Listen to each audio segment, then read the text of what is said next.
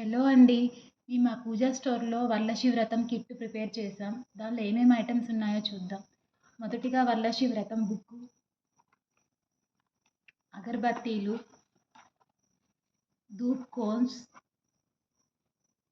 కుంకుమ, పసుపు,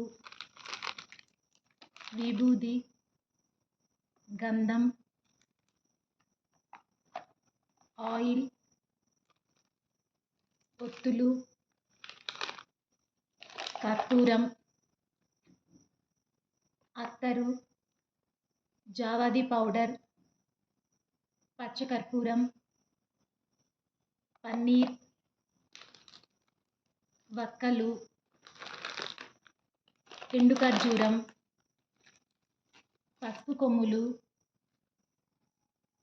అగ్గిపెట్టె, దారపుండ